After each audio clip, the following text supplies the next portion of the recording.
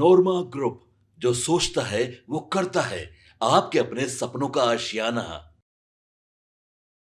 नमस्कार, भारत लाइव देख रहे हैं आप। खबर तो मिल ही गई होगी, नीतीश कुमार ने फिर कुछ बड़ा खेल करने का तैयारी कर ली है। उन्होंने बिहार मंत्रिमंडल में एक बड़ी फेरबदल कर दी है। एक चिट्ठी राज्यपाल के पास पहुंच गई है। सुबह सुबह भाजपा के एक बड़े मंत्री का विकेट गिर गया है। भाजपा के बिहार के अध्यक्ष दिलीप जायसवाल अब मंत्री नहीं रहे। और इतना ही नहीं, बहुत सारे मंत्रिमंडल में खेल होने हैं। कई लोगों की छुट्टी होगी, कई लोगों के पावर में कटौती होगी और कई नए लोगों को मंत्री बनाया जाएगा। इसमें सबसे ज़्यादा चौंकाने वाला और चर्चा वाला नाम जो है वो नीतीश कुमार के बेटे निशांत का है। सुबह से ही चर्चा हो रही है। दिलीप जायसवाल की छुट्टी हो गई है। दिलीप जायसवाल की छुट्टी के साथ अब किसकी एंट्री होगी? देखिए, कयासों का बाजार सुबह से ही लगातार चल रहा है। जब 8 बजे सुबह में ये बात आई कि दिलीप जायसवाल ने इस्तीफा कल ही सौंप दिया था, जब नीतीश कुमार की और भाजपा के राष्ट्रीय अध्यक्ष जेपी नड्डा की मुलाकात हुई थी। बताया जा रहा है कि इसको लेकर एक मसौदा भी बना लिया गया था। धीरे धीरे ये बात मीडिया में पहुंचने लगी और सुबह इस बात का एक तरीके से कहा जा सकता है ऑफिशियल अनाउंसमेंट हुआ कि दिलीप जायसवाल ने इस्तीफा दे दिया है। मंत्रिमंडल में फिलहाल स्थिति क्या है? देखिए, मंत्रिमंडल को अगर आप ध्यान से देखेंगे तो आपको ये समझ में आ जाएगा कि बिहार में नीतीश मंत्रिमंडल में इस वक्त जो स्थिति है वो सीधी है। 29 मंत्री हैं, 7 नए चेहरों को जो प्रावधान है संविधान के या सदन के प्रावधान है, उस आधार पर 7 नए चेहरों को जगह मिल सकती है। लेकिन ये 7 ही होगा ये जरूरी नहीं है। इससे ज़्यादा लोगों का नाम भी इस मंत्रिमंडल विस्तार में हो सकता है। एक नाम जो सबको चौंका देगा या जिस पर चर्चा सुबह से ही हो रही है, हम ये दावा नहीं कर रहे हैं कि ये नाम होगा ही, लेकिन इस नाम को लेकर खूब चर्चा हो रही है। कल जिस तरीके से नीतीश कुमार के पुत्र निशांत लगातार मीडिया के समक्ष मौजूद रहे, बयान दे रहे हैं, पिता के लिए वोट मांग रहे हैं, एनडीए के अमित शाह और नरेंद्र मोदी से ये आग्रह कर रहे हैं कि उनके पिता को पुनः बिहार का मुख्यमंत्री घोषित करके चुनाव लड़ा जाए, जनता के बीच जाने की बात कर रहे हैं। राजनीति में एक तरीके से उनकी एंट्री हो चुकी है और धमाकेदार एंट्री हुई है। क्या नीतीश कुमार आज अपने पुत्र को मंत्री बना देंगे? क्या जदयू के नेताओं द्वारा दिया गया नीतीश पर दबाव कि अपने पुत्र को वो जदयू में लाएं और मंत्री बनाएं, उन्हें जिम्मेवारी दें, इस पर रजामंदी बन गई है? क्या कल जेपी नड्डा और परसों नरेंद्र मोदी से मुलाकात में जो नीतीश कुमार की बातें हुई उसमें यह प्रावधान रखा गया था? देखिए, भारत लाइव लगातार आपको बता रहा है कि निशांत की राजनीति में एंट्री हो चुकी है। इसको लेकर बड़ा रणनीति बनाया जा चुका है। आगे चल के इन रणनीतियों को आप जमीन पर उतरते देखिएगा। लेकिन फिलहाल बिहार में भाजपा कोटे के एक मंत्री जो जमीन से जुड़ा पूरा विभाग था, उसमें दिलीप जायसवाल की छुट्टी हो गई है। दिलीप जायसवाल ने लोगों से बात करते हुए ये कहा भी कि हमने अपने कार्यकाल के दौरान बहुत बड़े बड़े काम किए, सारे जमीनों का डिजिटलकरण किया, हमने जमीन निबंधन आसान बनाया और सर्वे तक हमने कराई, जो कि बहुत बड़ी जिम्मेवारी थी। लेकिन चूंकि हमारी पार्टी में संविधान में ये प्रावधान है कि एक व्यक्ति एक ही पद होता है, तो मुझे इस्तीफा इस आधार पर देना ही था। और अब मंत्रिमंडल विस्तार को लेकर जब अंतिम मुहर लग गई है मुख्यमंत्री और हमारे नेताओं द्वारा, शीर्ष नेताओं द्वारा, तो अब मुझे इस्तीफा दे देना चाहिए। अब शुरू हो गया है कयासों का बाजार। कौन कौन मंत्री बनेगा? पूर्व में 2 डिप्टी सीएम बिहार में जो थे, तार किशोर और रेणु देवी, उनमें से एक का मंत्री बनना लगभग तय नजर आ रहा है। जीवेश कुमार और संजय सौरागी, अवधेश पटेल, मंटू पटेल, राजू सिंह, इन सब का नाम सुबह से ही लगातार चल रहा है। 7 मंत्री शपथ लेंगे, इसकी सूचना सुबह से ही मिल रही है।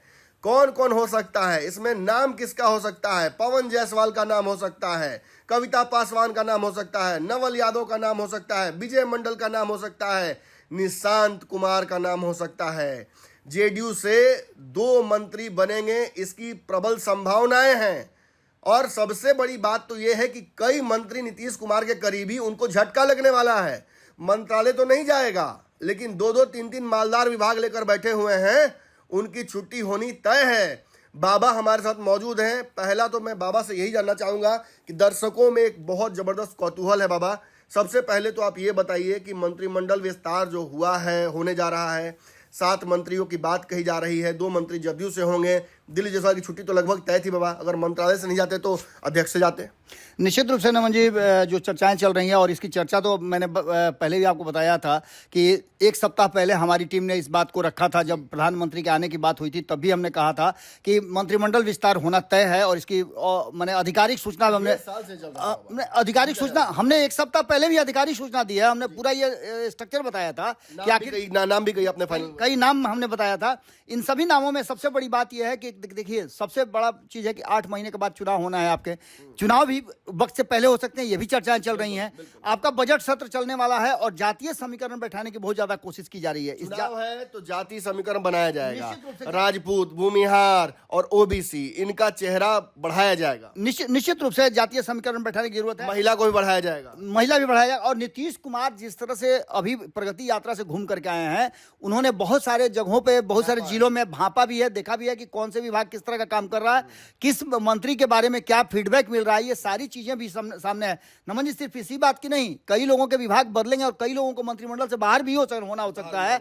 ये भी दिलीप जायसवाल अकेला विकेट नहीं है, कई विकेट गिर सकते हैं। निश्चित रूप से दिलीप जायसवाल के अलावा भी है। प्रदेश अध्यक्ष बनने के बाद नीतीश कुमार के कोई करीबी व्यक्ति का विकेट गिरेगा क्या? तथाकथित करीबी संभावना है नमन जी, संभावना है, इसलिए कि तो कट होगा। निश्चित रूप से आप समझिए कि मैंने आपको बताया ना कि नीतीश कुमार के बहुत ही करीबी और उनके कोर टीम के हिस्सा हैं, जिनसे हमारी बातचीत हुई। ऑफ द रिकॉर्ड हमने बहुत सारी बातें की हैं और उसमें बहुत सारी बातें निकल के भी सामने आई हैं, जिसने कहा है कि कहीं ना कहीं नीतीश कुमार कोई बड़ा फैसला लेने वाले हैं और ये फैसला कड़ा भी हो सकता है, क्योंकि आगे नीतीश कुमार को कंटिन्यू करना है। उनको 5 साल के लिए स्ट्रक्चर बनाना है। कहीं इस पर आधारित तो नहीं है कि कई लोग नीतीश कुमार के आसपास उनके पुत्र को राजनीति में आने को लेकर बहुत खुश नहीं है? वो चेहरे पर भी दिख रहा है, बयानबाजी में भी दिख रहा है, और धीरे धीरे निशांत जिस तरीके से राजनीति में एक्टिव हो रहे हैं, तो वो ऑटोमेटिकली उनका पावर धीरे धीरे सीज हो रहा है। तो क्या ये भी एक क्राइटेरिया होगा क्या नमन जी? 3 महीने में निशांत की नई टीम 3 महीने में 3 बार उनका मीडिया में आना और ये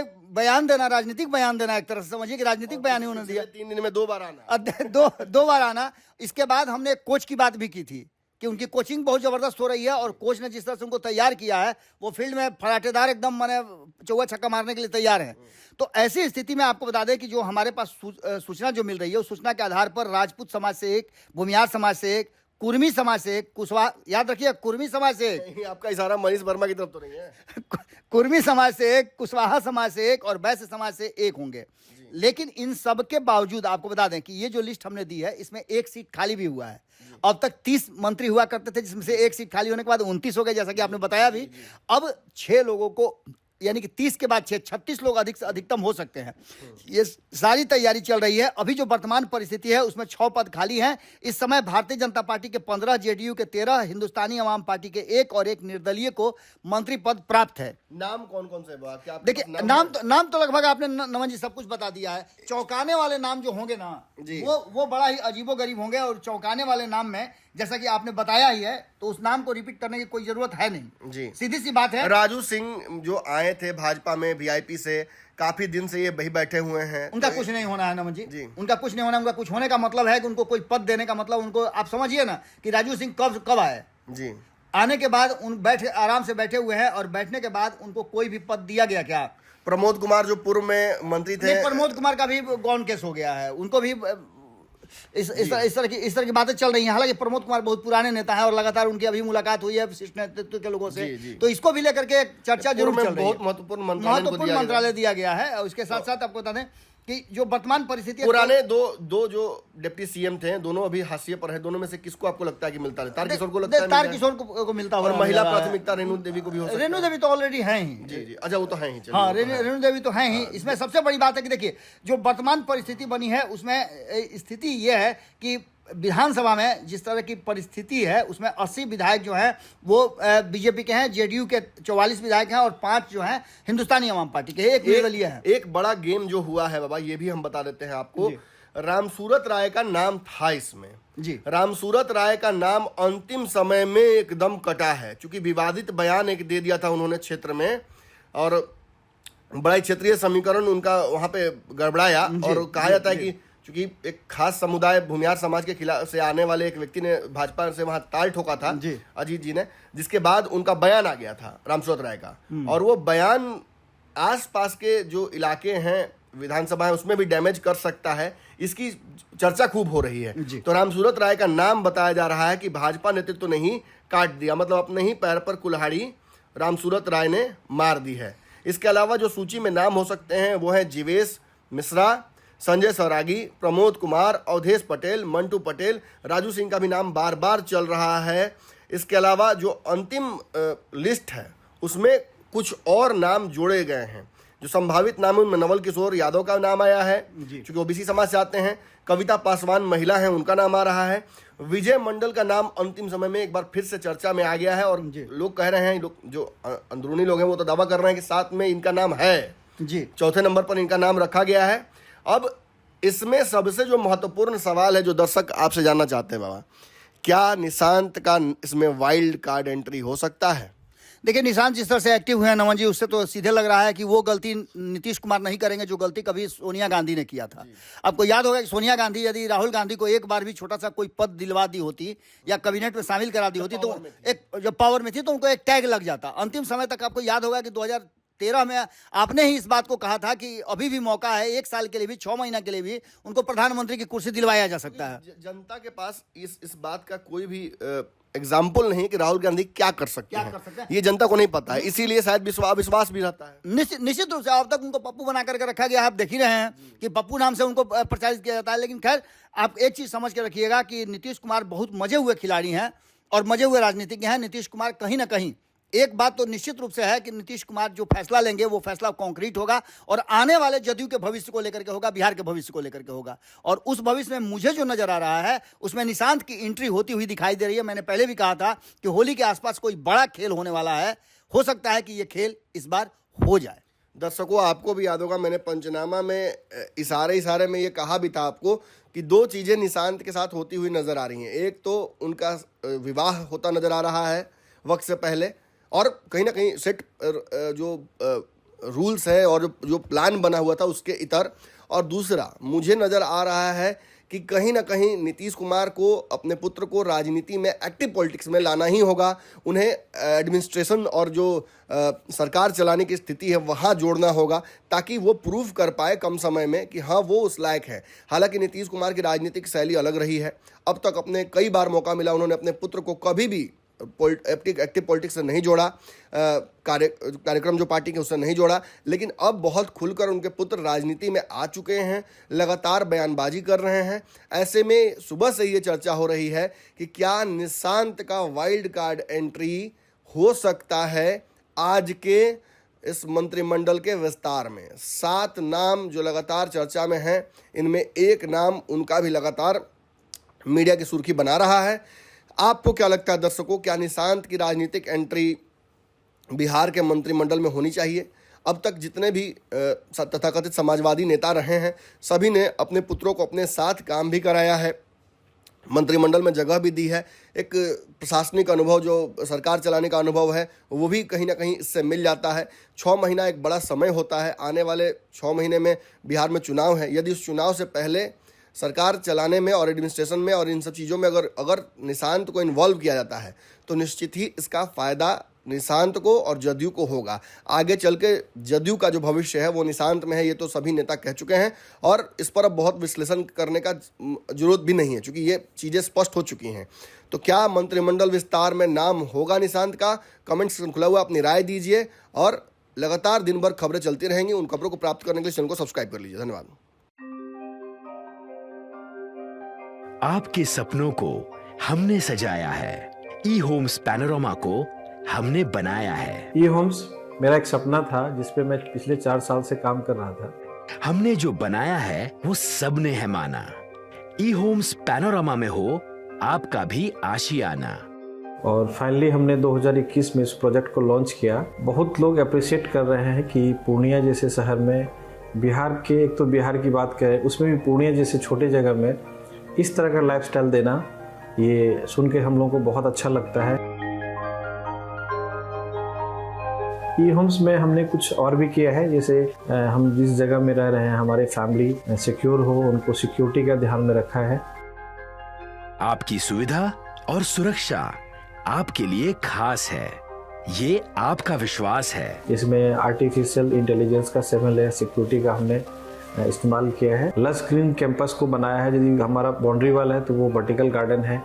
ये जितनी भी फैसिलिटी होता है एक इंटरनेशनल टाउनशिप में ई होम्स है, ये हम लोग विश्वास नहीं कर पा रहे हैं। जो भी हमारे मित्र दोस्त या जो भी हमारे बाहर के बाहर आते हैं तो हम लोगों को बहुत अच्छा सुनने को मिलता है और बहुत अच्छा क्रेडिट मिल रहा है। वो सारा हमने सिर्फ एक बिल्डिंग नहीं बनाया, हमें एक बहुत अच्छा लाइफस्टाइल दिया ई होम्स में, और मेरा एक सपना था जिसको मैं आज फुलफिल होते हुए देख पा रहा हूँ। ये आपका आवास है। ई होम्स पैनोरामा में अब आपका निवास है। E homes Panorama, luxurious lifestyle redefined. Panorama group, जो सोचता है वो करता है। अगर ये वीडियो पसंद आई और वह बिहार के राजनीति और बिहारियत से सरोकार रखेनी तो सब्सक्राइब बटन दबा के चैनल के सब्सक्राइब कर ली। ओजे एगो घंटी बा, ओकरा बटन दबा देला से कुल सटीक और मारक खबर रुआ मुफ्त में मिल जाई। अगर रुआ पत्रकारिता के हमनी के नया प्रयोग में सहयोग कर चाहतानी तो ज्वाइन बटन दबा दी। पेटीएम नंबर नोट कर ली 9386816700।